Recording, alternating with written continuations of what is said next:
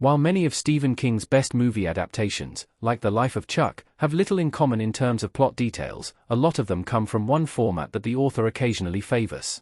Stephen King's 66 books prove that there is no shortage of material for creators who want to make movies and television shows from his work. However, not all of King's work is equally suited to every medium. Although a movie version of The Stand was recently announced, with Deadline reporting that director Doug Liman is attached, King's longest book ever seems poorly suited to a standalone movie adaptation. Similarly, 1997's disappointing The Shining miniseries proved the novel was better suited to a movie adaptation. While Stanley Kubrick's 1980 movie of the same name is often listed among the best horror movies ever, 1997 miniseries proved that bigger isn't always better. This maxim might explain why King has penned so many novellas over the years. Longer than a short story but shorter than a book, novellas have historically been a tough sell for some readers. Many of Stephen King's best movies are adapted from novellas. A lot of King's most critically acclaimed movies come from shorter works. Since novellas don't offer the immersive quality of a full-length novel or the brevity of a short story, they aren't as common as either format.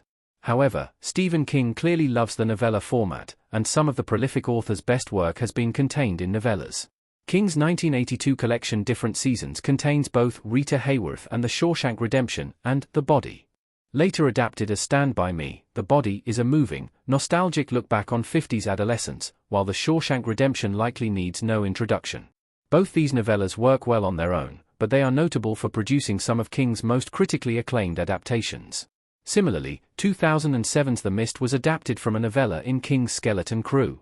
A lot of Stephen King's best movies come from his novellas, rather than his novels or short stories, and recent history attests to this trend. 2025's The Life of Chuck earned King his best Rotten Tomatoes score in 5 years. Writer-director Mike Flanagan's fantasy drama earned rave reviews upon release. Adapted from the novella of the same name from the 2020 collection If It Bleeds, The Life of Chuck is the second of the collection's 4 novellas to earn an adaptation. Why Stephen King's novellas work so well? This shorter format condenses King's infamously ambitious writing. There are many potential reasons that King's novella adaptations appear to fare so well with critics, but one compelling justification is the format itself. The novella's structure forces King, who is somewhat prone to tangents and subplots, to write a more condensed, truncated storyline. As a result, directors don't need to excise big chunks of the plot in its journey to the screen.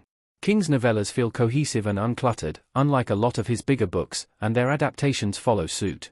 An incredibly ambitious book like King's The Stand features over a dozen main characters and takes place across the entire United States, tackling the subject of a biblical war between good and evil and a global pandemic, over more than 1,000 pages. In contrast, King's novellas are necessarily self-contained, since this is a requirement of the form. The novella can't overstretch its boundaries without becoming a novel, meaning the stories are satisfying without feeling overstuffed or overlong. What makes King's novellas perfect for adaptation? King's novellas don't reach the same audience as his novels. The other benefit that King's novella adaptations enjoy is their relative obscurity. Outside of his famously successful ebook Riding the Bullet, most of King's novellas are less famous than his novels since they were first released in collections instead of as standalone titles. As such, they don't reach the screen already encumbered by big expectations from a huge fan base, unlike Carrie, The Shining, It Chapter 2, Dr. Sleep, 2024's Salem's Lot, The Dark Tower, or many of King's other movie adaptations. These novels can make a first impression on viewers. When best-selling novels receive adaptations or remakes, viewers have an idea of what they expect to see. In contrast, movies like Stand By Me and The Life of Chuck can be free to surprise viewers. King even has an infamous story about a reader who refused to believe that he wrote the story one of her favorite movies was based on. The Shawshank Redemption's happy ending was so far from what she expected from King that it seemed impossible. This might seem silly, but it is worth noting that The Shawshank Redemption's Oscar-nominated movie adaptation was the first introduction many people, other than King completists, had to the novella. Since short story collections don't sell as well as novels, it shouldn't come as a major shock that even a reader familiar with King didn't know he penned the prison drama. Why King's novella movies are more consistent than short story adaptations? The short story format sometimes provides too little inspiration.